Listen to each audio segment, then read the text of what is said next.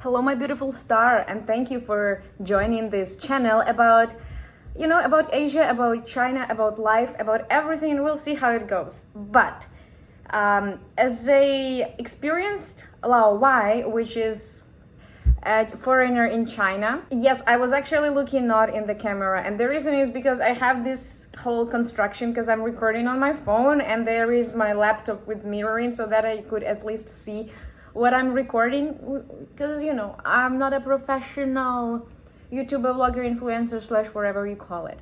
But as I already was talking, as an experienced Lao Wai, a person who lived in China for 5 years, and I think 3 or more of those years were actually spent in Shanghai. Okay, it's all intermittently. It means come and go, living in different places, but still, there are things I really miss a lot.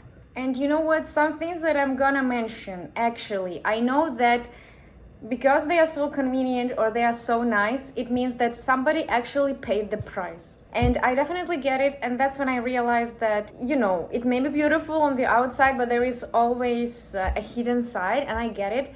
But I still want to share them because I think that every Lawai who was in China definitely mentioned this. And even when I was talking about the Shanghai, Modu, this magic city, magnificent city, something that occupies this part of my heart forever, probably. And this person left China for a while and has been living in Canada. And when I mentioned, when I was speaking in awe about Shanghai, that person was like, well, maybe because you're coming from a smaller place and you're not used to this. And that person was very against everything that was happening in China. But we cannot deny the fact that, for example, Shanghai is developing at extreme speeds, and it's a beautiful city. Like, it has a new exhibition, every week, a new pop-up, whatever. And the scale of those things coming to the city and trying to impress the audience, because the audience is spoiled. You will not impress them with something small or basic, even a small pop-up, right? And this is something I heard from people from various countries, New Zealand, Australia. These are developed countries, right? So I'm not sure why that person thinks this awe or admiration, they're not well deserved by Shanghai, but they are, in my view. And this is definitely what I miss most, is the speed, the scale, the vibe of the city.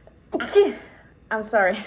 I personally haven't seen it any other big city. So yes, but the first thing, as an experienced Lawai, I would say what I missed most is food. Look what I'm having here. This is actually hot and sour soup. 酸辣汤. Damn, it's so fragrant, guys. The Chinese cuisine, and especially in Shanghai, the variety of any cuisine you can get, this is something I miss a lot. Even though, of course, Toronto has also a lot of stuff you can, especially Chinese food, it's everywhere here. But to begin with, a lot of it is Cantonese. And, I'm a mainland girl. I love mainland food. I mean, new companies are coming here, but it cannot be compared to China, right? The variety of food, the price of food, the affordability, and of course the delivery. The delivery is just killing me, how fast, how affordable it was. And here I know that there is somebody in the chain who pays the price in terms of delivery in China.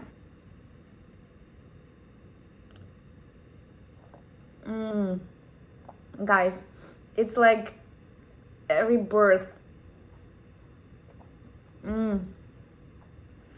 I love it. It's actually a new store, a new Chinese store opened in the area, and you cannot even imagine that it's beyond my happiness. I'm tremendously happy because they have ready-made food, they have soups, chicken and corn, suan la tan. They have lots of products from China. And, I actually like to do some jiaozi or some huntun for breakfast with seaweed and even some dried shrimp, like in the very traditional way. And now I can do that because it's close and I have all the ingredients. But, of course, I remember moments when in China I could not ever basically cook. Mmm.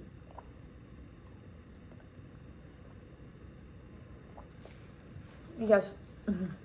I could basically order, you know, actually breakfast was the only thing I was cooking, because that would be like some avocado toast or toast with cheese, very westernized actually. But I could still order my favorite zaku zaku coffee with roasted almond milk or whatever that is. I haven't tried that type of coffee anywhere, but the combination of the coffee from zaku zaku and croissant were like next level for me. And I know that it's actually a Japanese chain, but this is just amazing. And of course, I know that the delivery people themselves, they are probably not getting, okay, they are not probably, they are not great, compensated as well as they want it to be. And I definitely know that behind that level of comfort that people, especially for people who order the food, there is somebody who suffers and having not an amazing life. And that's definitely not a good thing, because then I should understand, do I want this to happen, or I want everyone to be happy? Of course I want everyone to be happy. I don't want anyone to suffer, but in general it's something that everybody uses.